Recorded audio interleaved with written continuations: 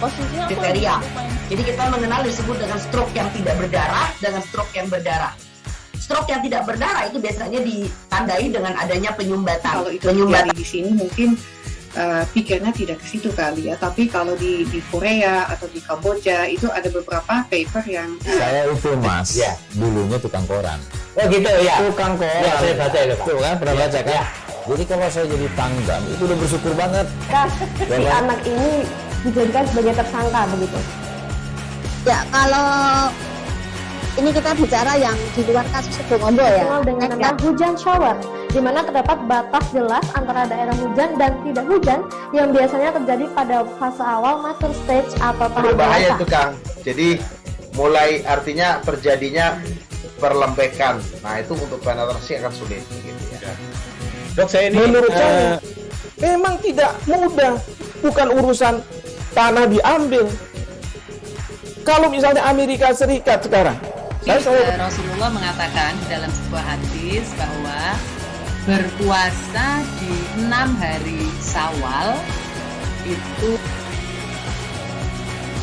Oke, apa kabar Bang Arifki di sini untuk strateginya? Kalau saya sendiri di Game Week 37 ini yang semalam baru mulai, Apa yang saya dirasakan udah cover hitam?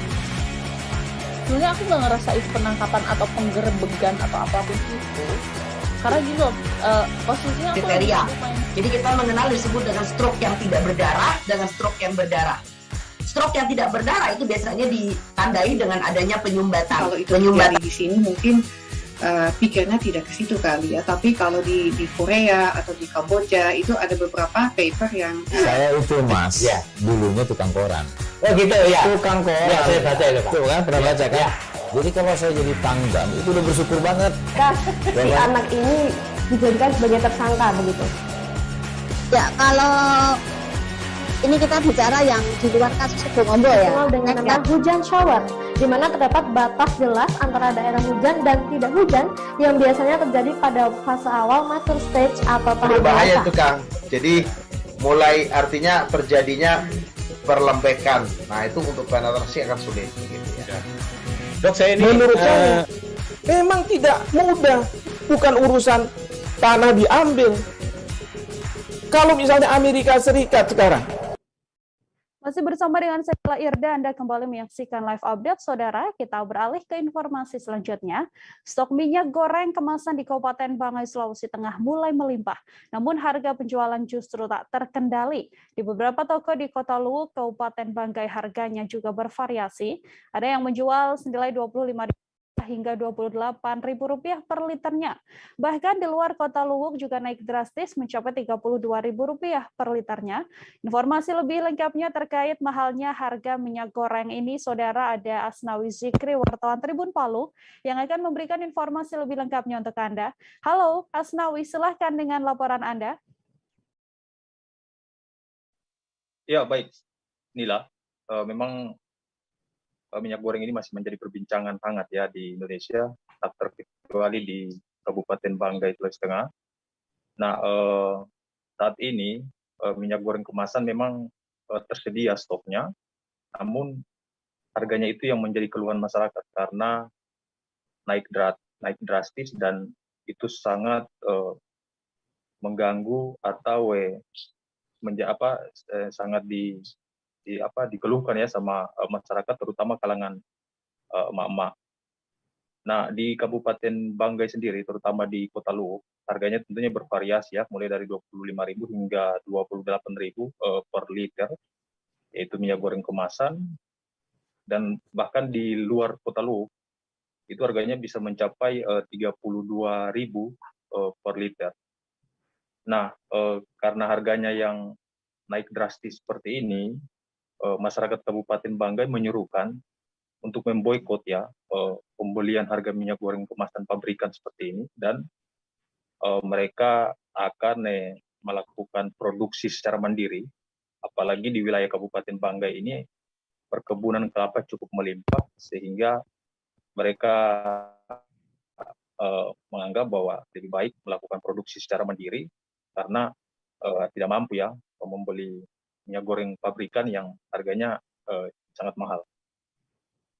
Nah, pemerintah Kabupaten Banggai sendiri tidak bisa berbuat banyak karena peraturan ini merupakan kebijakan pemerintah pusat ya, dalam hal ini Kementerian Perdagangan Republik Indonesia yang telah mencabut peraturan Menteri Dalam Negeri, peraturan Menteri Perdagangan ya, nomor 6 tahun 2022 tentang pengaturan harga eceran tertinggi untuk minyak goreng kemasan, telah dicabut dan dikeluarkan Permendak yang baru yaitu nomor 11 tahun 2022 tentang pengaturan harga eceran tertinggi untuk minyak goreng curah. Nah, untuk minyak goreng curah sendiri di Kabupaten Banggai ini belum tersedia. Pemerintah Kabupaten Banggai telah menyurati salah satu pabrik atau produsen minyak kelapa dan meminta untuk mendistribusikan stoknya ke Kabupaten Banggai itu sebanyak 5.000 liter untuk menjelang Ramadan dan Idul Fitri. Karena ada peraturan juga ya dari Menteri Perdagangan bahwa pemerintah kabupaten kota di Indonesia itu dilarang untuk melakukan operasi pasar untuk minyak goreng kemasan. Yang dibolehkan hanya minyak goreng curah ya. Namun sampai saat ini stoknya itu belum tersedia dan itu masyarakat sangat kesulitan ya. Begitu. Nah, pemerintah juga belum bisa mengendalikan harga di Kabupaten Banggai karena harga faktur pabrik itu sampai sekarang belum dikantongi ya. Artinya kalau faktur pabrik itu dikantongi oleh pemerintah Kabupaten Banggai, maka tidak bisa distributor atau pedagang eceran ini memainkan harga ya, karena bisa dihitung harga faktur pabrik berapa dan kemudian harus dijual berapa. Nah, tapi saat ini belum dikantongi ya harga faktur pabrik itu dengan alasan bahwa permintaan dari distributor untuk harga faktur pabrik itu belum diberikan. Sehingga kondisi yang terjadi di Kabupaten Banggai itu pedagang ya atau distributor itu diduga ya mempermainkan harga begitu. Sehingga ini yang menjadi perbincangan hangat ya di masyarakat. Demikian Nila. Oke, ada dugaan permainan harga yang membuat harga minyak goreng meskipun stoknya melimpah namun harganya cukup mahal. Terima kasih banyak Asnawi Zikri, wartawan Tribun Palu atas informasi Anda. Selamat bertugas kembali. Kita ke informasi selanjutnya, Saudara, masih terkait minyak goreng. Pemerintah menggunakan jurus operasi pasar untuk menstabilkan harga pangan yang mulai naik jelang Ramadan. Diketahui bahwa harga bahan pangan seperti minyak goreng, gula, cabai, hingga daging tengah mengalami kenaikan. Dalam rangka stabilisasi harga pangan pokok, Dinas Perdagangan Bangka Belitung menggelar operasi pasar di Terminal Selindung Kota Pangkal Pinang pada Selasa 22 Maret 2022. Terkait informasi operasi pasar ini, Saudara, ada wartawan Bangka Pos, Andini Dwi Hasanah, yang akan memberikan informasi lebih lengkapnya untuk Anda. Halo, selamat sore Andini, silahkan dengan laporan Anda. Selamat sore, terima kasih Nila. Baik, pemerintah perdagangan ya, pemerintah Bangka Belitung memang melakukan jurus menetralisir atau menyeimbangkan kembali harga minyak goreng, terutama minyak goreng dan bahan pokok lainnya di Bangka Belitung itu dengan menggelar operasi pasar. Dan untuk kemarin itu operasi pasar dilaksanakan di Kota Pangkal Pinang dan selanjutnya akan dilaksanakan kembali di Bangka Selatan, kemudian baru di Belitung dan Belitung Timur. Operasi pasar ini dilaksanakan oleh pemerintah setempat karena memang untuk menstabilkan harga bahan pangan atau bahan pokok jelang Ramadan, Nila. Dan operasi pasar ini memang terutama untuk menstabilkan harga minyak goreng di pasaran yang di beberapa hari terakhir memang sempat ada kelangkaan. Juga di Bangka Belitung termasuk Kota Pangkal Pinang, minyak goreng ini meski harga headnya sudah dicabut oleh pemerintah, ini antusias masyarakat untuk mendapatkan minyak goreng dengan harga tinggi ini masih cukup lumayan. Jadi dengan demikian pemerintah melalui Dinas Perdagangan Provinsi Kepulauan Bangka Belitung ini menggelar operasi pasar yang menjual harga minyak goreng lebih murah 3.000 dibanding harga di pasaran.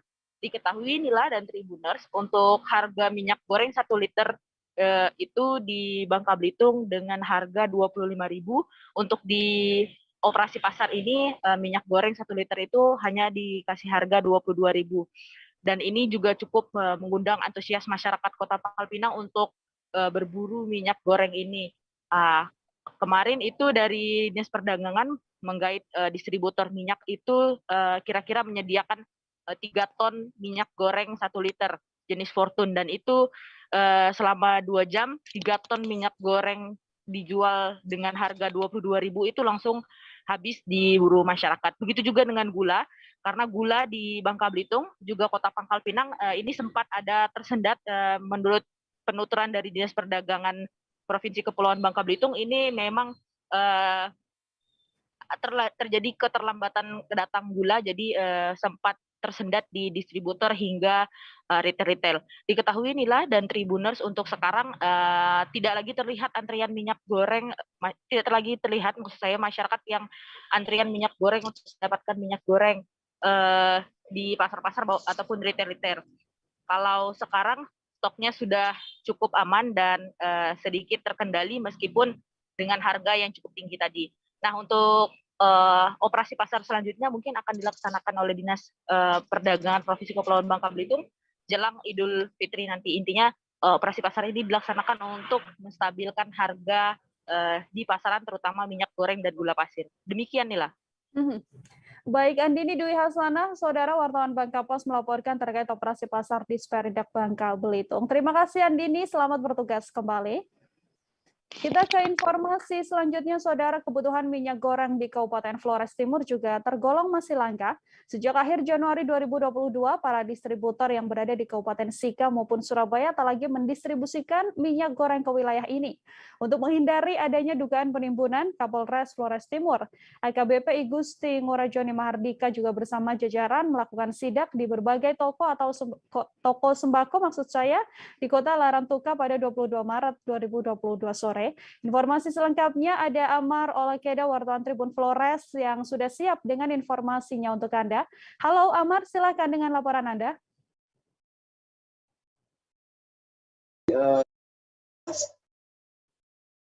Seperti kita ketahui bahwa harga minyak goreng saat ini melambung tinggi, juga terjadi di Kabupaten Flores Timur. Saat ini di Kabupaten Flores Timur sendiri, dari hasil sidak yang dilakukan oleh pihak Polres kemarin, ditemukan bahwa di kabupaten ini memang saat ini sudah langka akan kebutuhan minyak goreng. Demikian, Nila. Baik, kemudian bisa dijelaskan Amar terkait langkanya minyak goreng ini, adakah tindakan yang dilakukan oleh pihak setempat begitu ya untuk menstabilkan harga minyak goreng di sana? Baik, tujuan dari sidak dari pihak kepolisian ini untuk memastikan bahwa tidak ada penimbunan minyak goreng di para distributor. Namun untuk Kabupaten Flores Timur sendiri belum ada agen khusus yang menyediakan minyak goreng. Selama ini kebutuhan minyak goreng di Kabupaten Flores Timur diambil dari Jawa Timur atau Kota Surabaya, Nila. Dengan langkanya minyak goreng atau mahalnya harga minyak goreng ini, Amar, apakah memang warga juga masih antusias untuk mendapatkan minyak goreng tersebut? Baik, masyarakat memang sangat antusias untuk mendapatkan minyak goreng, namun untuk saat ini masyarakat lebih memilih ke minyak goreng lokal, yaitu minyak kelapa. Karena untuk stok di pasaran maupun di toko atau distributor memang saat ini memang masih kosong.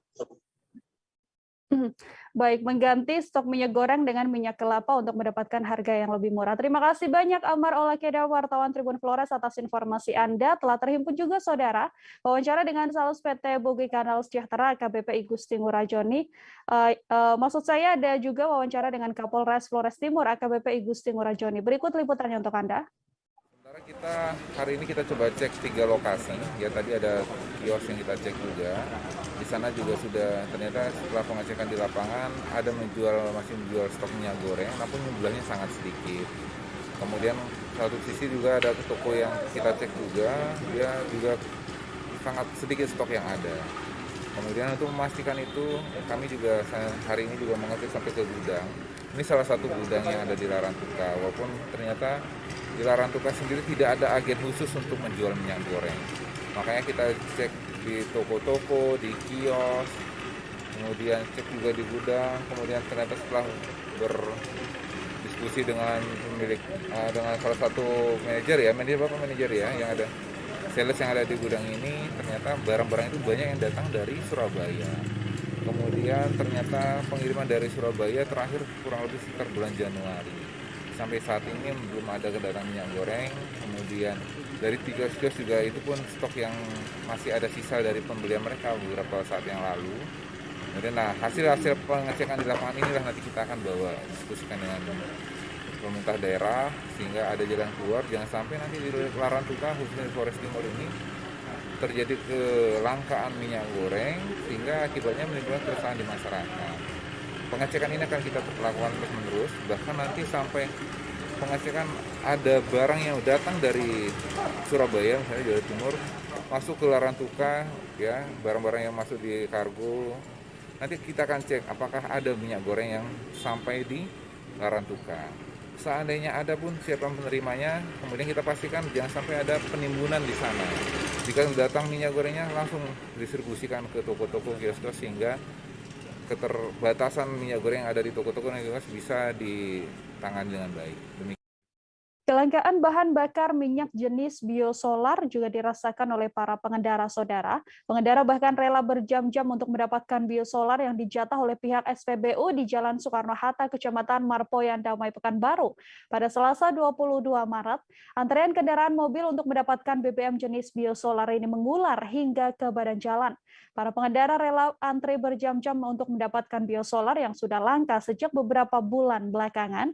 Informasi lebih lengkapnya wartawan Tribun Pekanbaru Alexander Kitonama akan memberikan informasi lebih lengkapnya untuk Anda. Halo Alexander, silahkan dengan laporan Anda. Halo, selamat sore rekan Nila ya. Baik, rekan Rila, bisa saya sampaikan kepada rekan Tribunar semua bahwa sampai saat ini di Kota Pekanbaru memang masih terjadi kelangkaan biosolar yang bersubsidi. Bahkan ini sudah dimulai sejak akhir Februari 2022 lalu. Dan sampai saat ini masyarakat masih sangat merasakan kelangkaan minyak solar tersebut. Hampir setiap hari terjadi antrian panjang di berbagai SPBU di Kota Pekanbaru dan bahkan pengendara yang harusnya mendapatkan BBM biosolar subsidi, mereka terpaksa isi Dexlite untuk bisa tetap menjalankan kendaraannya. Nah, biasanya rekan Nila itu terjadi pada pagi hari sampai siang hari. Dan sedangkan pada siang hari hingga sore hingga malam biasanya minyak solar sudah habis. Nah, ini terjadi sejak langkanya solar di Kota Pekanbaru. Demikian rekan Nila. Baik, terima kasih banyak Alexander Kitonama, wartawan Tribun Pekanbaru atas informasi Anda. Wartawan kami saudara juga telah menghimpun wawancara dengan seorang sopir truk yang ikut antri biosolar, yakni Dedi. Berikut liputannya untuk Anda.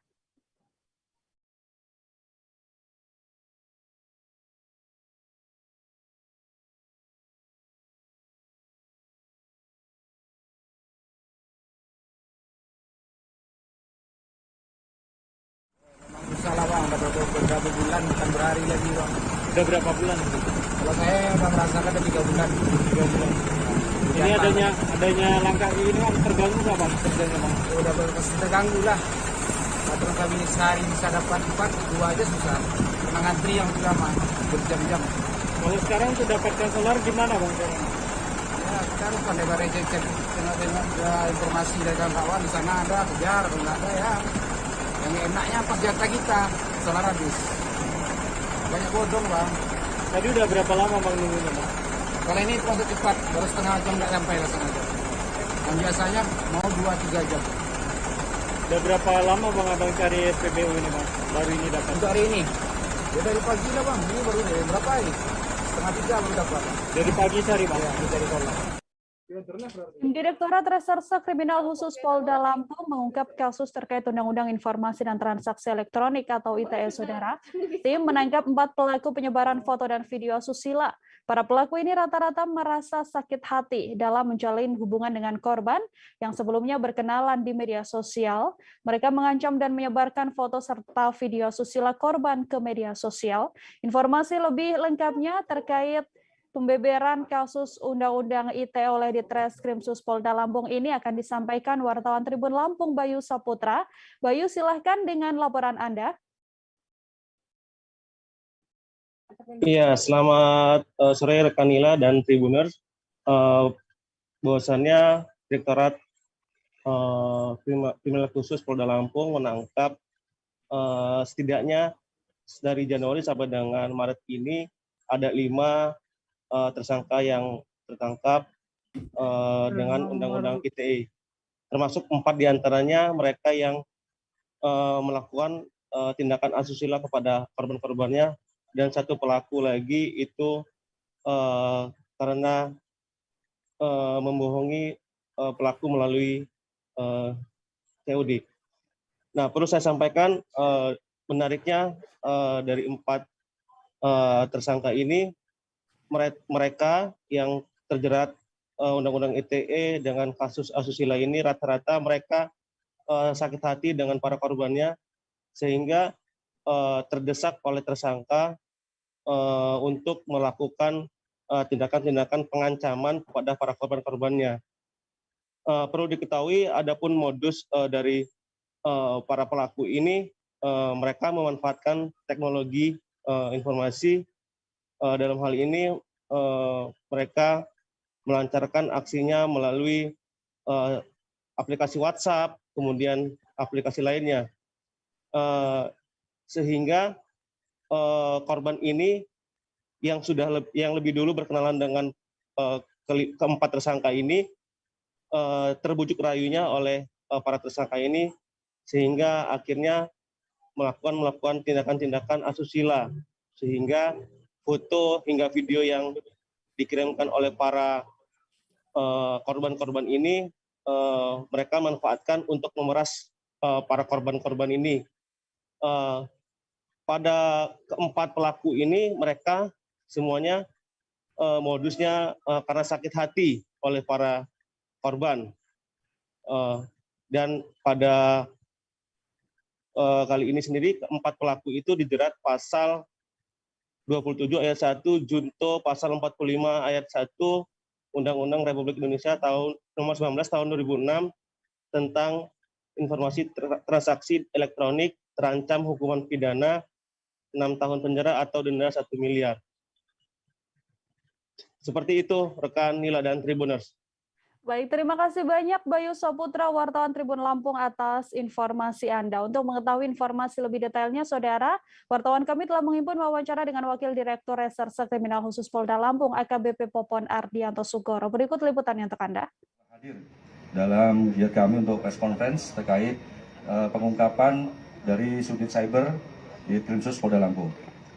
Rekan-rekan sekalian, alhamdulillah selama periode Januari sampai dengan Maret 2002 ini, dari Subdit Cyber sudah dapat mengungkap sekitar ada 4 LP ditambah 1 LP.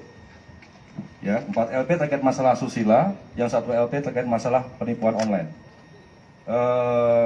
Untuk yang pertama, masalah kasus asusila dengan inisial adalah tersangka inisialnya itu BBK. Untuk yang kedua, tersangkanya atas nama inisialnya adalah YI. Dan untuk yang ketiga, inisialnya adalah ABS. Dan yang terakhir adalah untuk tersangkanya inisial DM. Itu keempat-empatnya adalah tersangka yang terlibat dengan masalah kasus asusila. Untuk tersangka yang melakukan penipuan online, itu dengan inisial adalah RW. Untuk barang buktinya, rekan-rekan sekalian, ini dapat nanti kita jelaskan atau tampilkan pada rekan-rekan media sekalian. Akan tetapi dari rilis ini yang ingin kami sampaikan adalah lebih tepatnya kami ingin memberikan edukasi kepada masyarakat. Itu yang paling utama. Yang pertama adalah terkait masalah asusila. Masalah asusila ini terbagi menjadi 2 modus. Yang pertama, rata-rata memang dari ada rangkaian sakit hati, alias antara hubungan korban dan tersangka ini pernah menjalin hubungan, ya, secara langsung, bukan secara online, secara langsung, dan akhirnya timbul rasa sakit hati yang berujung adalah mengeser atau mendistribusikan yang namanya foto-foto atau video-video yang tidak senonoh. Beragam informasi lainnya masih akan kami hadirkan seusai jeda saudara, tetap di live update. Oke, apa kabar Bang Ariski di sini untuk strateginya? Kalau saya sendiri di Jumip 37 ini yang semalam baru mulai, Apa yang saya dirasakan udah Kak Fernita? Sebenarnya aku nggak ngerasain penangkapan atau penggerebegan atau apapun itu. Karena gini loh, posisinya aku kriteria. lagi main. Jadi kita mengenal disebut dengan stroke yang tidak berdarah dengan stroke yang berdarah. Stroke yang tidak berdarah itu biasanya ditandai dengan adanya penyumbatan. Kalau itu terjadi di sini mungkin pikirnya tidak ke situ kali ya. Tapi kalau di Korea atau di Kamboja itu ada beberapa paper yang Saya itu Mas, Ya. dulunya tukang koran. Oh gitu ya. Tukang koran. Ya, saya baca itu Pak. Tuh kan, pernah Ya, baca kan? ya. Jadi kalau saya jadi pangdam, itu udah bersyukur banget. Si anak ini dijadikan sebagai tersangka begitu.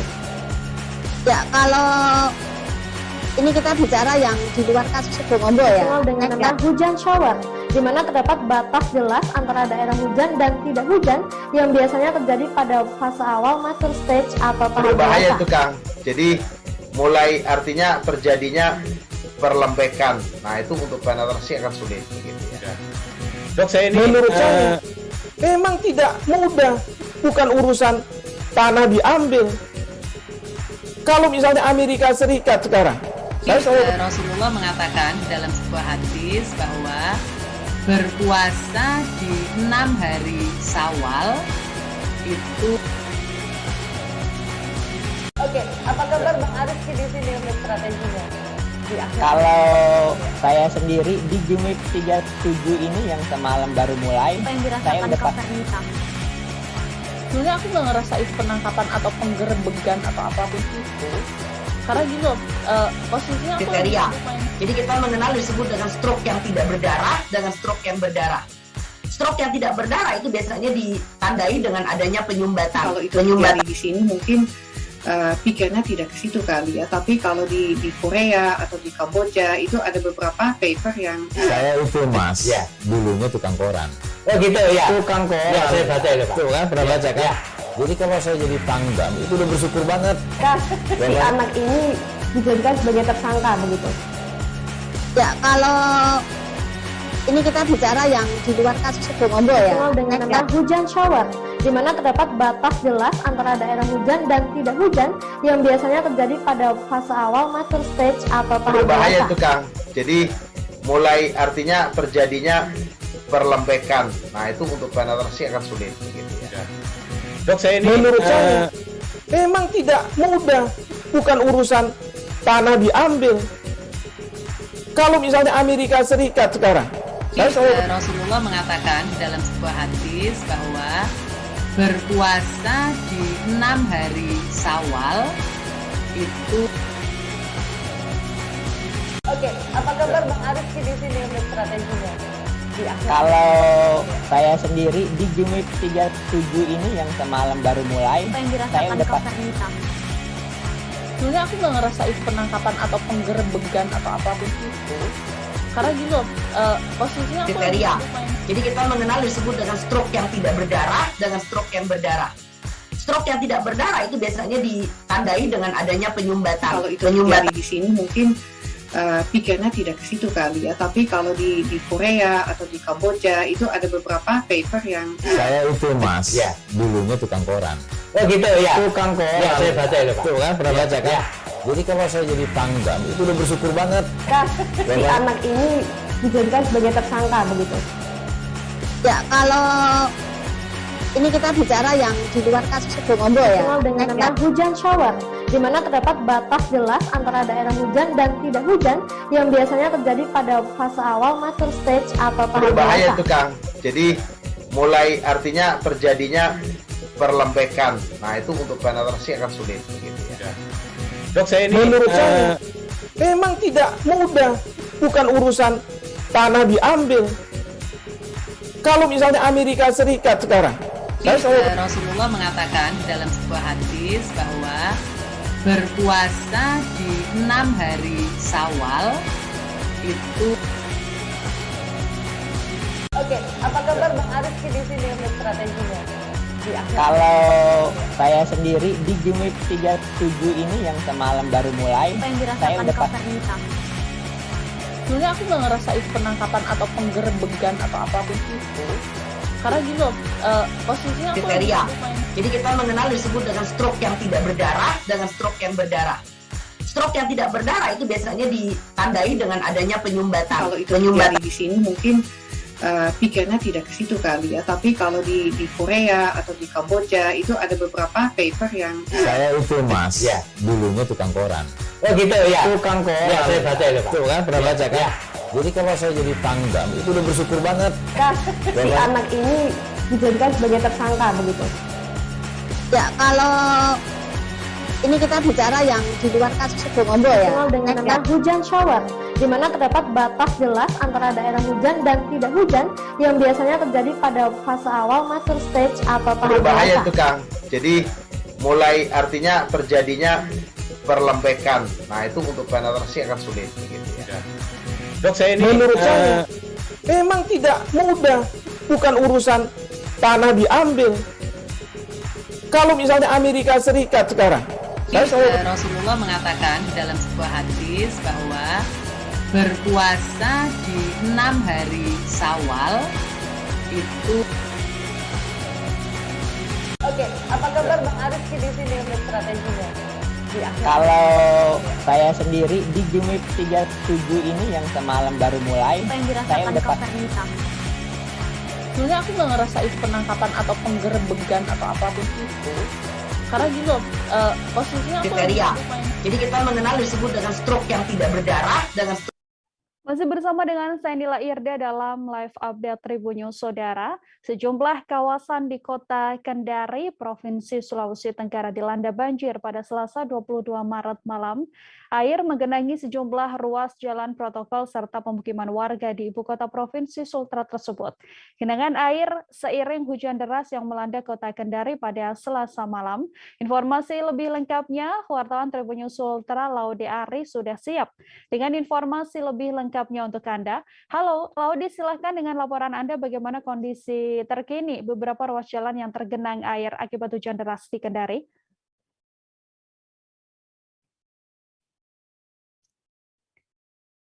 Halo, Laude, silahkan dengan informasi Anda. Halo. Ya, silakan Laude, bisa dilaporkan bagaimana kondisi terkini beberapa ruas jalan di Kendari setelah adanya hujan deras yang menggenangi wilayah tersebut. Ya, selamat sore Tribuners. Hari ini saya melaporkan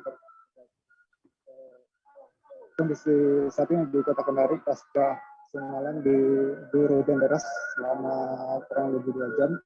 Bahkan di beberapa tempat di Kota Kendari di pemukiman warga di ruas jalan ada yang mengalami banjir dengan terus ada genangan air.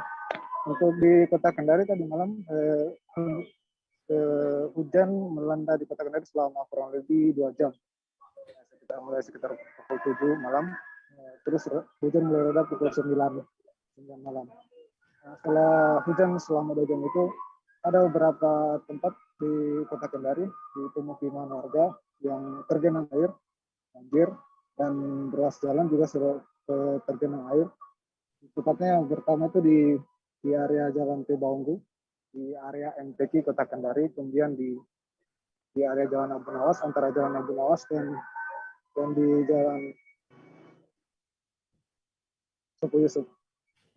Semalam itu kejadian di area Tebaunggu, beberapa air di jalan ini setinggi hampir mencapai lutut orang dewasa. Terus beberapa kendaraan juga ada yang sempat dibantu warga didorong karena mengalami mogok saat melewati jalan ini. Begitu juga di daerah antara Jalan Abu Nawas dan Suku Yusuf yang ketinggian airnya bahkan sampai di atas lutut orang dewasa, sehingga beberapa pengendara yang hanya mau lewat situ harus beralih mengambil jalur yang lain. Kemudian di daerah pemukiman warga itu di daerah Kambu, di sekitar kampus WHO, di rumah dosen kampus WHO, ada juga yang mengalami genangan air, rumahnya terendam air, terus juga setinggi nyaris mencapai lutut orang dewasa. Sekarang kondisi saat ini di Kota Kendari, beberapa tempat itu sudah mulai surut, bahkan ada yang sudah beberapa keluarga sudah membersihkan akibat genangan air yang merendam tadi malam. Demikianilah.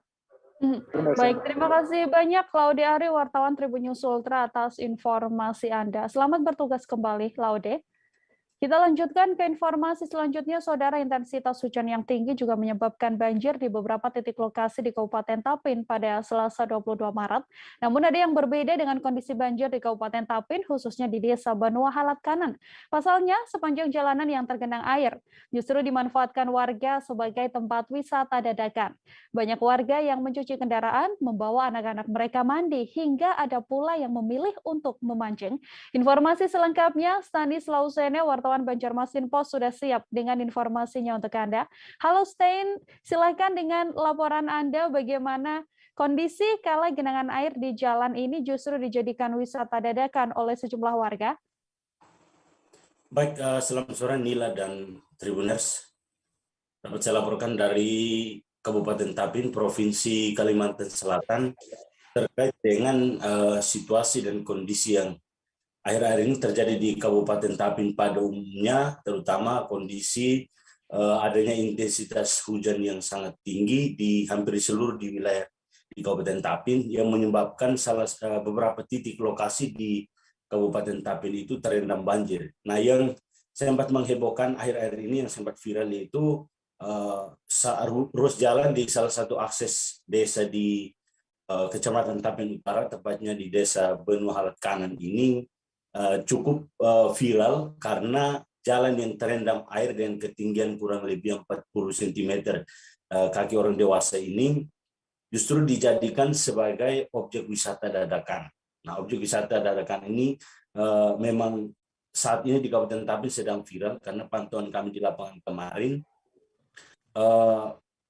warga yang berada di Desa Banua Halat Kanan ini menjadikan tempat tersebut atau akses jalan tersebut sebagai objek wisata wisata dadakan, diantaranya mandi untuk anak-anak dan juga ada yang mencuci motor atau kendaraan, dan ada juga yang menggunakan jalur ini untuk memancing ikan. Nah, yang lebih mengherankan lagi sebetulnya di tempat itu sudah terjadi kurang lebih 1 tahun.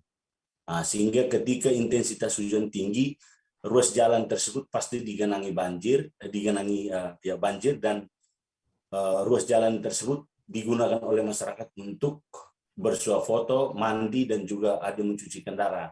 Dan di lokasi tersebut juga Tribuners dapat saya informasikan kenapa dijadikan objek wisata dadakan, karena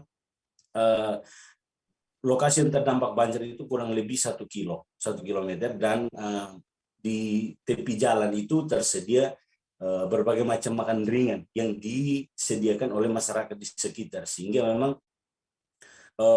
lokasi ini semakin ramai, khususnya sekitar jam 5 sore sampai memasuki maghrib itu biasanya dipenuhi atau dipadati oleh warga setempat, khususnya pasangan remaja yang menggunakan tempat itu untuk mencuci kendaraan dan juga sekedar berfoto.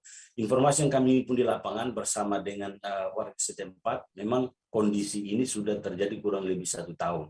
Tetapi mereka tetap punya harapan kepada pemerintah daerah, khususnya kalau bisa lokasi ini diperbaiki dan juga kondisi jalan atau struktur jalan itu ditinggikan, sehingga pada saat terjadi intensitas hujan yang tinggi tidak terjadi lagi banjir seperti ini, karena lokasi atau jalan tersebut menghubungkan dari satu desa ke desa yang lain. Artinya itu adalah salah satu akses utama untuk mengangkut hasil pertanian warga yang ada di Desa Banua Halat Kanan, Kecamatan Tapin Utara, Kabupaten Tapin. Sekian Nila dan Tribuners.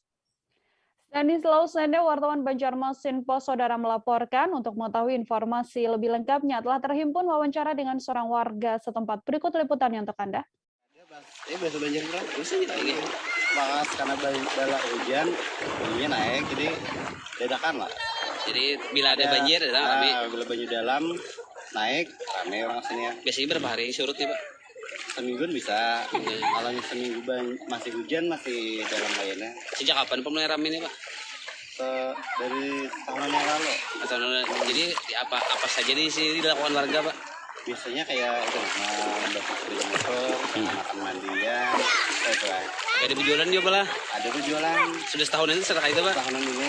Iya, harapannya kayak apa Pak? Apakah tempat jadi tempat wisata aja atau paling kapan dibaiki kah? Kalau bisa diperbaiki kan. Soalnya di sebelah sana kan ada kampung lah perkampungan. Jadi menghambat ibaratnya ekonomi warga. Sebuah rumah tempat produksi petasan di Indramayu meledak, saudara. Ledakan pada home industry atau rumah produksi petasan ini diduga bersumber dari bahan baku pembuatan petasan yang meledak. Di antaranya berbentuk aluminium dan juga brom bahan obat petasan seperti sulfur powder dan juga potasium. Ledakan ini setidaknya mengakibatkan kerusakan pada lokasi home industry yang berlokasi di Desa Teluk Agung, Kecamatan Kabupaten Indramayu. Informasi lebih lengkapnya ada Handika Rahman, wartawan Tribun Cirebon yang sudah siap dengan informasinya untuk Anda. Halo Handika, bisa diinformasikan bagaimana kronologis awal adanya ledakan pada home industry ini, kemudian adakah korban akibat insiden ini? Baik Nila, terima kasih dapat kami informasikan ya, sebuah home industry petasan di Desa Teluk Agung, Kecamatan Indramayu, Kabupaten Indramayu, Jawa Barat meledak pada Selasa 22 Maret 2022 sekitar pukul 7:40 waktu Indonesia Barat. Ledakan tersebut langsung membuat hancur ya lokasi home industry yang diketahui milik salah seorang warga di desa setempat. Jadi, berdasarkan informasi yang diterima tribuncirebon.com, intensitas ledakan tersebut diketahui kecil sehingga tidak menyebabkan korban jiwa maupun kerusakan pada rumah-rumah warga di sekitar lokasi kejadian. Hanya saja memang bunyi ledakan tersebut terdengar nyaring hingga menggemparkan warga setempat. Jadi menurut keterangan warga, kejadian itu berawal saat warga pemilik home industry sedang beraktivitas memproduksi petasan di lokasi home industry tersebut seperti biasanya. Hanya saja petasan yang belum jadi atau mungkin masih dalam bentuk bahan baku tersebut meledak karena adanya percikan api yang berasal dari rumah pemilik home industry tersebut ya. Pada bagian belakangnya diketahui saat itu ada anggota keluarga kemungkinan yang sedang menyalakan kompor sehingga percikan api dari kompor tersebut merambat ke gudang penyimpanan atau lokasi home industry sehingga membuat petasan-petasan atau bahan baku petasan tersebut meledak. Hingga saat ini polisi pun masih mendalami soal kejadian ini, mengingat pada saat kejadian pemilik dari home industry tersebut tidak ada di lokasi. Hanya saja polisi menduga ledakan tersebut memang disebabkan oleh bahan baku pembuatan petasan, yakni diantaranya itu aluminium powder dan brom bahan obat petasan seperti sulfur powder dan potasium. Polisi juga sudah mengamankan bahan-bahan baku tersebut untuk dijadikan barang bukti. Hingga saat ini polisi pun masih memantau lokasi kejadian ya dan memasang garis polisi agar tidak ada masyarakat yang mendekat ke lokasi kejadian.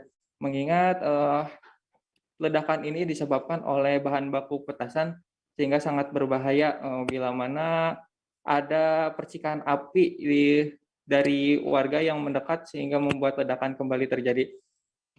Itu, Nila. Baik, terima kasih banyak Handika Rahman, wartawan Tribun Cirebon atas informasi Anda. Wartawan kami, saudara, juga telah menghimpun wawancara dengan Kasat Reskrim Polres Indramayu AKP Fitrian Romajimah. Berikut laporan lengkapnya untuk Anda. Diduga akibat bahan petasan, yakni berdasarkan keterangan dari saksi bahwa kejadian tersebut diduga bersumber dari bahan baku pembuatan petasan, yakni diantaranya adalah jenis potasium.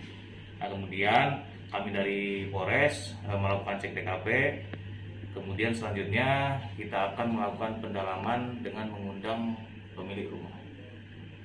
Jauh ini ada korban? Tidak ada korban. Kerugian? kerugian belum kita taksir karena pemilik rumah pada saat kita datang ke TKP tidak ada di tempat. Ledakannya kecil atau gimana? Ledakannya kecil. Tidak kerusakan sendiri, kira-kira. Kerusakan itu di bagian atap dan di bagian dinding sedikit. Jadi bukan pabrik ya, Bu? Kita ke informasi selanjutnya, Saudara. Pemkot Bontang memastikan pengerjaan rencana pembangunan replika Istana Kerajaan Kutai akan direalisasikan pada tahun ini. Hal ini telah dijelaskan oleh Kepala Dinas Pendidikan dan Kebudayaan Kota Bontang, Bambang Cipto Mulyono, beberapa waktu terakhir. Pembangunan replika Istana Kutai ini pun ditafsir akan menelan biaya sebesar 25,5 miliar rupiah. Besaran biaya pembangunan ini mengalami perubahan dari yang sebelumnya hanya akan menelan senilai 3 miliar rupiah, Saudara. Informasi lebih lengkapnya terkait pembangunan replika Istana Kutai ini sudah ada wartawan Tribun Kaltim Ismail Usman di sana yang sudah siap dengan informasi lebih lengkapnya untuk Anda. Halo Usman, silahkan dengan informasi Anda. Baik, rekan Nila, dapat saya sampaikan bahwa pembangunan Istana Replika Kesultanan Kutai ini akan dibangun tahun ini. Pembangunan ini merupakan program prioritas Wali Kota Bontang bersama Wakil Wali Kota Bontang saat musim kampanye dan akhirnya baru ditunaikan pada tahun ini. Rencananya pembangunan Istana Replika Kesultanan Kutai ini akan menelan biaya sekitar 25 miliar.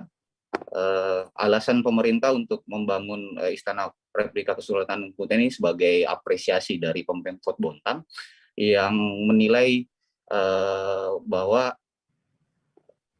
suku Kutai yang pertama kali membuka peradaban di Bontang. Selain itu juga lokasi yang dipilih Buntung sebab merupakan lokasi pusat wisata kebudayaan di Kota Bontang. Sementara ini pemerintah masih melakukan tahap pematangan dokumen serta akan menganggarkan 3 miliar untuk pembangunan jalan akses menuju ke lokasi pembangunan dan sekaligus membangun pondasi bangunan dari replika Kesultanan Kutai. Baik, demikian Nila. Baik, terima kasih banyak Ismail Usman, wartawan Tribun Kaltim atas informasi Anda. Selamat bertugas kembali. Seusai jeda, Saudara, kami masih akan kembali dengan informasi lainnya, tetap di Live Update. Oke, apa kabar Bang Aris di sini untuk strateginya? Kalau saya sendiri di Jumip 37 ini yang semalam baru mulai, saya udah sebenarnya aku nggak ngerasain penangkapan atau penggerebegan atau apapun itu, karena gitu posisinya aku kriteria. Jadi kita mengenal disebut dengan stroke yang tidak berdarah dengan stroke yang berdarah. Stroke yang tidak berdarah itu biasanya ditandai dengan adanya penyumbatan. Kalau itu terjadi di sini mungkin pikirnya tidak ke situ kali ya, tapi kalau di Korea atau di Kamboja itu ada beberapa paper yang saya itu Mas, ya, dulunya tukang koran. Oh gitu ya. Tukang koran. Ya, saya baca itu Pak. Tuh kan pernah baca kan? Ya. Jadi kalau saya jadi tanggam itu udah bersyukur banget. Si anak ini dijadikan sebagai tersangka begitu. Ya, kalau ini kita bicara yang di luar kasus Sebongombo ya. Dengan nama hujan shower, di mana terdapat batas jelas antara daerah hujan dan tidak hujan yang biasanya terjadi pada fase awal mature stage atau tahap berbahaya dewasa. itu Kang. Jadi mulai artinya terjadinya perlembekan. Nah itu untuk penetrasi akan sulit gitu ya. Dok, saya ini menurut saya memang tidak mudah, bukan urusan tanah diambil. Kalau misalnya Amerika Serikat sekarang, Rasulullah mengatakan dalam sebuah hadis bahwa berpuasa di 6 hari Syawal itu. Oke, apa kabar Bang Aris di sini untuk strateginya? Kalau saya sendiri di Jumip 37 ini yang semalam baru mulai, saya udah sebenarnya aku nggak ngerasain penangkapan atau penggerebegan atau apapun itu, karena gitu posisinya kriteria. Jadi kita mengenal disebut dengan stroke yang tidak berdarah dengan stroke yang berdarah. Stroke yang tidak berdarah itu biasanya ditandai dengan adanya penyumbatan. Kalau itu terjadi di sini mungkin pikirnya tidak ke situ kali ya, tapi kalau di Korea atau di Kamboja itu ada beberapa paper yang saya itu Mas, ya, dulunya tukang koran. Oh gitu ya. Tukang koran. Ya, saya baca itu Pak. Tuh kan pernah baca kan? Ya. Jadi kalau saya jadi tanggam itu udah bersyukur banget. Si anak ini dijadikan sebagai tersangka begitu. Ya, kalau ini kita bicara yang di luar kasus Sebongombo ya. Dengan nama hujan shower, di mana terdapat batas jelas antara daerah hujan dan tidak hujan yang biasanya terjadi pada fase awal master stage atau tahap berbahaya dewasa. itu Kang. Jadi mulai artinya terjadinya perlembekan. Nah itu untuk penetrasi akan sulit. Gitu ya. Dok, saya ini menurut saya memang tidak mudah, bukan urusan tanah diambil.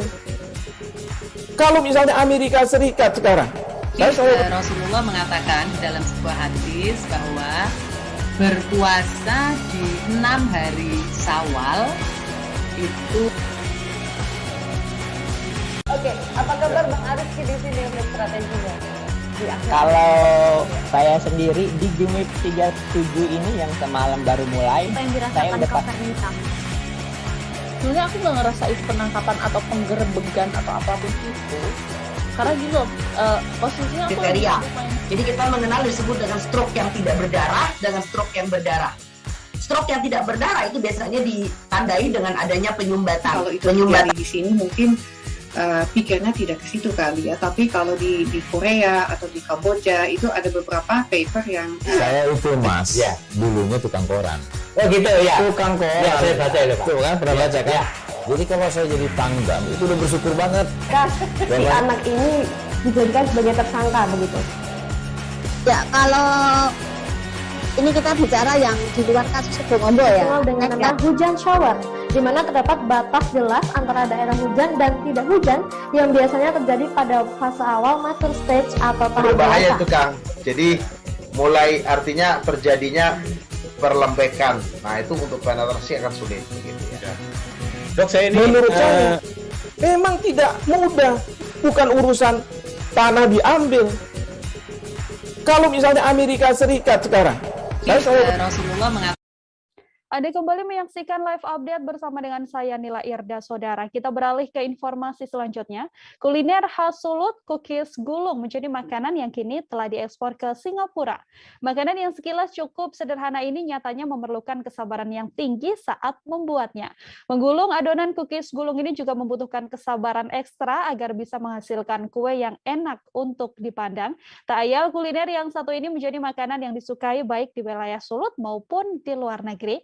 Informasi selengkapnya ada Arthur Rompis, wartawan Tribun Manado, saudara, yang akan memberikan informasi lebih detailnya terkait ciri khas dari cookies gulung khas Sulut ini. Halo Arthur, silahkan dengan informasi Anda. Selamat sore Nila dan Tribuners. Jadi di Sulawesi Utara memiliki banyak sekali keragaman kuliner, dan salah satu kuliner yang cukup diminati dan cukup juga terkenal adalah cookies gulung. Jadi cookies gulung ini sangat digemari karena memang rasanya yang enak dan renyah, dan juga bentuknya yang khas, dan ini sangat praktis sebagai kue yang bisa dijadikan sebagai cenderamata. Jadi Tribuners, ini cookies gulung ini memang bentuknya cukup sederhana, namun di balik kesederhanaan itu ada suatu kerumitan. Jadi membuat cookies gulung ini adalah hal yang tidak mudah, butuh seni, butuh ketekunan, tapi justru di balik itu itulah adalah nilai filosofis dari kue itu yang menjadikan kue itu sebagai daya tarik pariwisata. Jadi ini menurut keterangan sejumlah penjual cookies gulung, sentra UMKM cookies gulung, kue ini selalu menjadi cenderamata di saat ada tamu dari luar daerah yang berkunjung di Kabupaten Minahasa Utara. Dan ini juga bukan hanya di Sulawesi Utara, tapi ini juga banyak diminati oleh warga yang di luar Sulawesi Utara. Banyak juga dipesan oleh sejumlah orang di Jakarta atau di Jawa Barat. Bahkan ini cookies gulung ini pernah tembus ke pasar Singapura, pernah dibawa ke Singapura, dan cukup berhasil memberikan nuansa baru bagi kuliner di Sulawesi Utara. Demikian Nila dan Tribun. Terima kasih banyak Arthur Rompis, wartawan Tribun Manado, atas informasi Anda terkait bagaimana enaknya begitu ya santapan khas dari Solo. Terima kasih Arthur, selamat bertugas kembali. Kita ke informasi kedua, saudara. Tim Satuan Tugas atau Satgas Pangan melakukan sidak untuk melakukan pengecekan persediaan bahan pokok di pasar dan juga retail modern pada Rabu 23 Maret. Sidak dilakukan untuk mengantisipasi kelangkaan bahan pokok kebutuhan masyarakat di pasar, supermarket, dan juga gudang distributor yang ada di wilayah Karimun. Pengawasan ini dilakukan untuk mengantisipasi terjadinya kelangkaan komoditas kebutuhan bahan pokok, terutama saat memasuki bulan Ramadan. Wartawan Tribun Batam, Yeni Hartati, sudah siap dengan informasi lebih lengkapnya untuk Anda, saudara, dan juga telah bergabung bersama dengan kami. Halo, Yeni, silahkan dengan informasi Anda. Ya, baik. Selamat sore, rekan Nila dan sahabat Tribun. Baik, dari informasi yang dapat saya laporkan pada edisi sore hari ini, di mana tim Satuan Tugas Satgas Pangan Kabupaten Karimun, Kepulauan Riau melakukan sidak guna mengantisipasi adanya kelangkaan kebutuhan bahan pokok yang ada di Kabupaten Karimun, Kepulauan Riau ini. Nah, dari sidak yang dilakukan pada hari ini, di mana bersama Kasat Reskrim Polres Karimun, Dinas Disperindak Kabupaten Karimun, serta Dinas Pertanian dan Pangan Kabupaten Karimun, dengan tujuan selain melakukan sidak di pasar tradisional, Satgas Pangan juga melakukan sidak ke berbagai retail modern. Hal ini selain untuk mengantisipasi kelangkaan minyak goreng yang terjadi di akhir-akhir ini, namun dapat dipastikan untuk Kabupaten Karimun tidak mengalami kelangkaan minyak goreng. Walaupun saat ini jenis minyak yang bersubsidi di harga 14.000 per liternya, ini memang sudah mengalami lonjakan seperti untuk di angka 25.000 hingga 26.000 per liternya. Namun dari sidak yang dilakukan pada hari ini sangat dipastikan tidak ada mengalami kelangkaan. Dan tidak hanya itu, sidak yang dilakukan ini juga menyasar ke pasar tradisional untuk mengetahui harga seperti cabai, bawang, serta komoditi lainnya. Nah, dari sidak yang dilakukan, di mana untuk harga cabai merah saat ini memang masih melonjak tinggi, di mana masih dibanderol 72.000 untuk komoditi jenis cabai merah. Sementara untuk seperti daging sapi maupun daging ayam memang masih dibanderol dengan harga yang normal. Kemudian, sahabat Tribun, untuk kejelasan lebih lanjut juga mengenai wawancara dari AKP Arsyad Riyandi, di mana beliau menyebutkan ada sekitar 100 ton untuk minyak goreng memenuhi kebutuhan masyarakat Kabupaten Karimun. Sekian, Nila. Terima kasih banyak, Yeni Hartati, wartawan Tribun Batam, atas laporan Anda. Wartawan kami, saudara, juga telah menghimpun wawancara dengan Kasat Reskrim Polres Karimun, AKP Arsyad Riyandi. Berikut liputan lengkapnya untuk Anda. Reskrim Polres Karimun, terus kemudian ada dari Pak Kadis sendiri, Pak Kadis Disperindak, terus kemudian ada juga damping juga Pak Kadis Dinas Pertanian dan Pangan. Kemudian dari tim dan segala macam, tadi kita sudah melakukan pengecekan terhadap komoditi-komoditi yang merupakan bahan pokok, di mana tadi dari tim semuanya pergi ke beberapa pasar-pasar yang ada di Kabupaten Karimun terkhusus. Ada beberapa pasar tradisional, kemudian kita juga melakukan pengecekan di pasar swalayan, kemudian kita juga tadi melakukan pengecekan di gudang, kemudian terakhir di sini kita melihat langsung pembongkaran barang-barang yang menjadi komoditi 9 bahan pokok, dan terutama juga tadi kita menjadikan concern yaitu minyak. Minyak dapat dipastikan bahwa Kabupaten Karimun cukup. Tadi kita melihat dan kita sudah melakukan interogasi ataupun komunikasi langsung sama para penjual, di mana mereka menyampaikan bahwa walaupun memang terbatas tapi tercukupi. Dipastikan begitu. Terbatas tapi tercukupi. Kita lihat ini juga dari Kabupaten Asahan juga baru kapal datang untuk melakukan pembongkaran minyak, dan kita pastikan bahwa tidak ada kelangkaan minyak di Kabupaten Karimun. kegiatan ini juga kita gunakan sebagai sarana untuk memastikan bahwa nanti sebentar lagi kita akan melaksanakan ibadah Ramadan Kabupaten Karimun untuk seluruh 9 bahan pokok tercukupi, dan juga kualitas barang. Tadi saya juga telah melakukan pengecekan barang tersebut apakah expire atau tidak. Itu tadi sudah kita lakukan pengecekan, tidak ada yang expire, dan bisa expire-nya sudah kita lihat itu ada 6 bulan, 7 bulan, berarti kita kategorikan bahwa itu layak konsumsi, dan juga barang itu merupakan barang yang memang berkualitas yang terverifikasi. Kita beralih ke informasi lain, Saudara. Di kawasan padat penduduk di Kelurahan Lumpur, Kecamatan Gresik, Kabupaten Gresik, Wakil Bupati Gresik, Aminatun Habibah, meninjau penerima bantuan sosial. Tujuannya tak lain untuk memastikan bantuan sosial memang benar tepat sasaran. Wakil Bupati perempuan pertama di Kabupaten Gresik ini meninjau kediaman penerima bantuan bernama Sahli. Kediaman Sahli terlihat cukup kumuh dengan pintu depan ditutup kayu termasuk jendela. Informasi selengkapnya Willy Abraham, wartawan Surya, akan memberikan informasi lebih lengkapnya untuk Anda. Halo Willy, bisa diinformasikan bagaimana aktivitas dari Wakil Bupati Kabupaten Gresik kala bagi-bagi bansos? Silahkan dengan laporan Anda.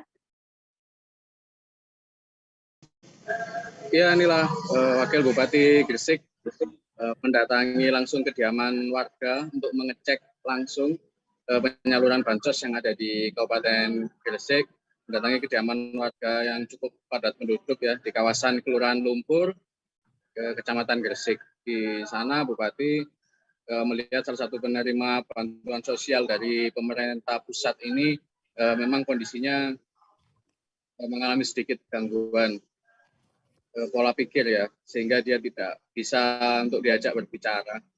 Dan ternyata penerima bantuan bernama Saldi ini sudah terdaftar di BPNT dan mendapatkan layanan kesehatan, namun dia tidak mau dirujuk ke rumah sakit, sehingga petugas dari Puskesmas mendatangi langsung kediaman Saldi ini untuk mengecek dan memeriksa Saldi setiap sebulan sekali atau 2 pekan sekali. Pada kunjungannya ke rumah penerima bantuan sosial, Wakil Bupati memastikan bahwa penerima bantuan ini sudah tepat sasaran, tercover oleh bantuan sosial dari pemerintah pusat. Sedangkan Kabupaten Gresik sendiri telah memiliki program PKH inklusif, ini yang nanti akan mengcover warga yang dalam kondisi miskin, yang tidak terdaftar di bantuan sosial pemerintah pusat, akan di-cover oleh pemerintah daerah dengan program PKH inklusif. Total ada 25.000 orang warga Gresik yang terdaftar di PKH inklusif. Seperti itu, Nila.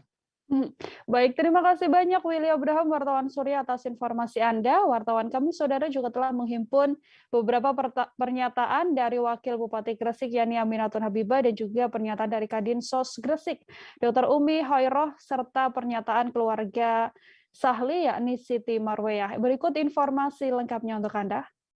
Melihat, jadi saya ingin ngecek apakah beliau yang memang kondisinya seperti demikian itu sudah tercover oleh teman-teman dari dinas sosial. Ternyata tadi laporannya sudah semua, jadi sudah dapat BPNT, setiap bulan sudah diperiksa oleh memang kondisinya harus diperiksa terus. Jadi syaratnya itu memang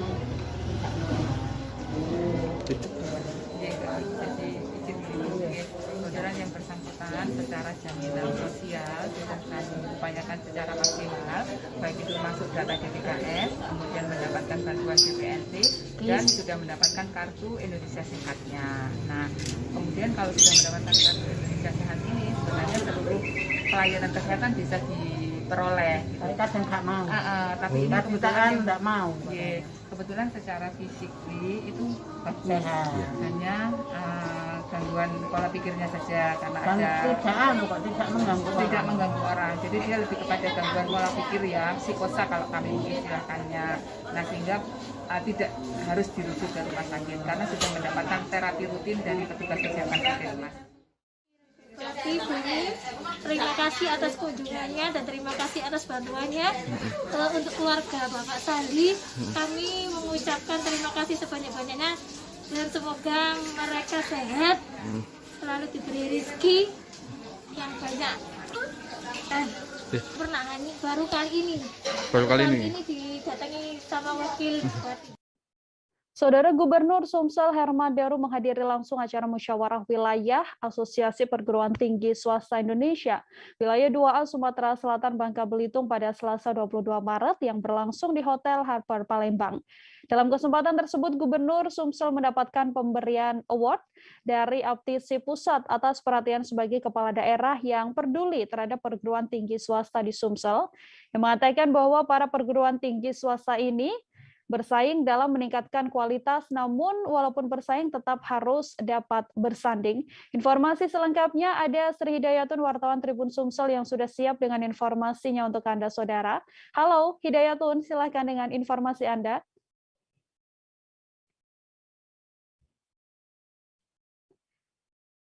Halo Sri Hidayatun, silakan dengan informasi Anda.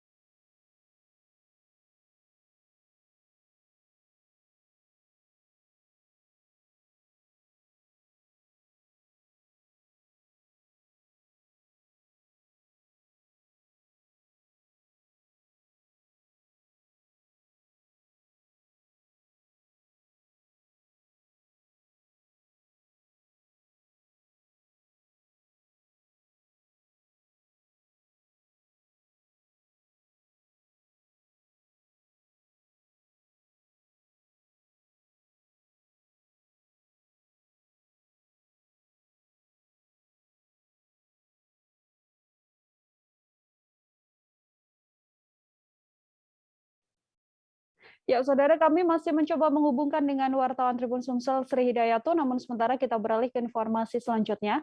Perayaan Hari Ulang Tahun Kabupaten Bolmong ke-68 dilaksanakan dengan sederhana, namun tetap menampilkan berbagai kearifan lokal. Salah satunya yakni tarian dana-dana yang ditampilkan oleh puluhan siswa di Kabupaten Bolmong. Penampilan tarian ini bahkan mendapatkan tepuk tangan meriah dari Bupati Bolmong Yasti Mokoago dan juga Wakil Bupati Bolmong Yani Ronituok. Untuk mengetahui informasi selengkapnya terkait semarak Hari Ulang Tahun Kabupaten Bolang Mongondo ini, sudah siap dengan laporannya. Di sebelah sana ada wartawan Tribun Manado Nilton Dorado yang akan memberikan informasi lebih lengkapnya untuk Anda. Halo Nilton, silahkan dengan laporan Anda. Halo, terima kasih rekan ya. Tribuners, hari ini pemerintah Kabupaten Bolang Mongondo resmi mengadakan upacara perayaan Hari Ulang Tahun ke-68 untuk Kabupaten Bolang Mongondo, dan ada berbagai rangkaian kegiatan yang dilaksanakan oleh pemerintah Kabupaten Bolang Mongondo, mulai dari lomba memasak hingga penyerahan adat bagi Bupati Bolang Mongondo Yasti Mokoago. Puncaknya dilaksanakan pada hari ini di lapangan kantor Bupati Kecamatan Lolak, tepat di kantor Bupati, dan salah satu rangkaiannya adalah tarian dana-dana yang dilakukan oleh puluhan siswa yang ada di Kabupaten Bolang Mongondo. Nah, tarian ini mendapatkan apresiasi dari berbagai pihak, mulai dari Bupati Bolang Mongondo Yasti Suprejo Mokoago hingga Wakil Gubernur Sulawesi Utara Stephen Kando. Dan setelah upacara dilaksanakan, Bupati dan Wakil Gubernur menghadiri paripurna istimewa di kantor DPRD Bolang Mongondo yang berlangsung sekitar 30 menit. Dan ini juga merupakan perayaan hari ulang tahun Kabupaten Bolmong yang terakhir untuk pasangan Bupati Bola Mongondo, Yasti Mukoago dan Yani Ronituk, karena masa jabatan keduanya akan berakhir pada Mei 2022 nanti. Sedangkan Wakil Gubernur Sulu Stephen Kando memastikan jika PJS yang akan masuk nanti untuk menggantikan Bupati Yasti Mukoago masih berasal dari Kabupaten Bola Mongondo atau berasal dari putra Bolmong sendiri. Perayaan HUT Kabupaten Bolmong memang mengangkat kearifan lokal dan mendapat sambutan yang luar biasa dari Wakil Gubernur Stephen Kando. Sekian, rekan Nila. Oke, terima kasih banyak Nilton Dorado, wartawan Tribun Manado atas informasi Anda. Selamat bertugas kembali, Nilton. Kita kembali ke Sumatera Selatan, Saudara. Gubernur Sumsel Herman Deru menghadiri langsung acara musyawarah wilayah Asosiasi Perguruan Tinggi Swasta Indonesia wilayah 2A Sumatera Selatan Bangka Belitung pada Selasa 22 Maret yang berlangsung di Hotel Harper Palembang. Dalam kesempatan tersebut, Gubernur Sumsel mendapatkan pemberian award dari Aptisi Pusat atas perhatian kepala daerah yang peduli terhadap perguruan tinggi swasta di Sumsel. Informasi selengkapnya, Sri Hidayatun, wartawan Tribun Sumsel, sudah siap dengan informasi lebih lengkapnya untuk Anda. Halo Hidayatun, silakan dengan laporan Anda. Iya, Nila, terima kasih atas ini ya. Permisa Tribuners, dapat kami laporkan bahwa Gubernur Sumsel Herman Deru menghadiri langsung acara musyawarah wilayah Aptisi Asosiasi Perguruan Tinggi Swasta Sumsel wilayah 2A, yaitu Sumatera Selatan dan Bangka Belitung pada Selasa kemarin di Hotel Harper. Nah, dalam kesempatan ini memang Gubernur Sumsel Herman Deru mendapatkan award dari Aptisi Pusat sebagai salah satu gubernur yang memberikan perhatian khusus kepada perguruan tinggi swasta di Sumatera Selatan. Nah, dalam kesempatan ini gubernur juga akan memberikan berjanji akan memberikan beasiswa kepada dosen dan mahasiswa yang ada di seluruh perguruan tinggi, baik itu swasta maupun negeri yang ada di Sumatera Selatan.